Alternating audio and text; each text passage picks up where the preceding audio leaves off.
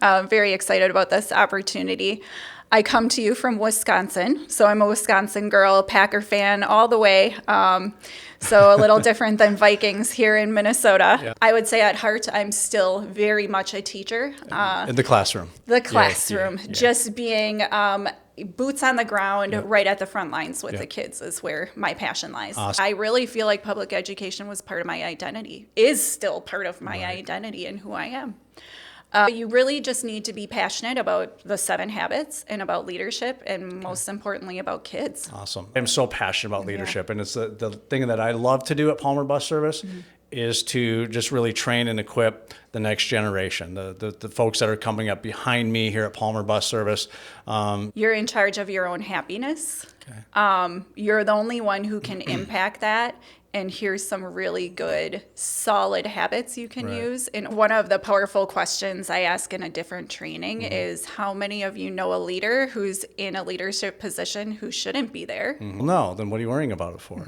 And if it is true, do you need to change something then? And sometimes the only thing in your circle of influence in that moment is to ask somebody for help. Right. And just simply put it this way is where do most of us spend our time, whether it even be at our home life, at our work life? Usually we're firefighting, right? We wait for that moment to just blow up and then, 911 versus maybe fireproofing, being on the front end and putting in, measures, fireproofing versus firefighting. Really finding what are your values, what's most important to you. It helps you with any life decisions you're going to make. Right. You can go back to that mission statement and say, what's important to me? But my son getting cancer would revolutionize really myself. I took fitness to another level, new level. Just my wife and I, both of us got really serious about our nutrition, taking care of ourselves, all of those things. But I think that mission statement, like you're talking about, when things get tough, it's something for you to come back to and kind of keeps you level. Yeah. It's almost like having the courage to say what you really want to say in that mission statement. Yeah, and being confident in yourself. I think the biggest takeaway from habit 3 is those big rocks, those things that are most important to you. So your friends, your family, your community, all of those things, you need to schedule those things first. If we don't make time for them in our schedules, that time will be eaten up with trivial things that don't matter instead of listening to reply to them. Yeah, I'm just formulating my next response. Yeah.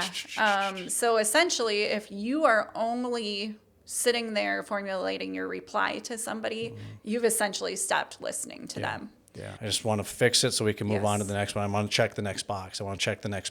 So yes, this one's very difficult for me. Yeah. Do you want advice about this, or do you just want me to listen?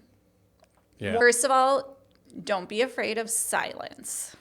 I think sometimes, myself included, silence is uncomfortable, and we try to fill it with words. Yeah, guilty. People are really afraid of confrontation and having that difficult conversation.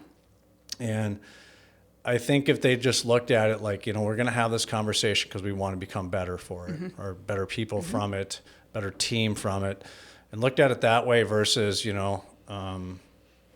this is going to be really ugly and messy and everything else. No, this is going to be really beneficial. But usually what happens, right, is you finally hit 212 degrees, the boiling point, and now it's really, really messy. I'm the most passionate about habit 7 because I let it go at one point in my life, and I saw the negative consequences of letting that go. Take care of you first. And you have to have that work-life balance. And because you're no good to anybody, if you're constantly stressed out, you're getting to that point of burnout, you're no good, right? And so you have to take care of you first. Yeah. When you come through the doors, you have to be ready to lead your people. And, if you're not, they're going to see right through it. Never be motivated because motivation comes and goes, right? You're not always motivated, but if you're disciplined, you'll do it. Even if you don't want to do it, you will do it.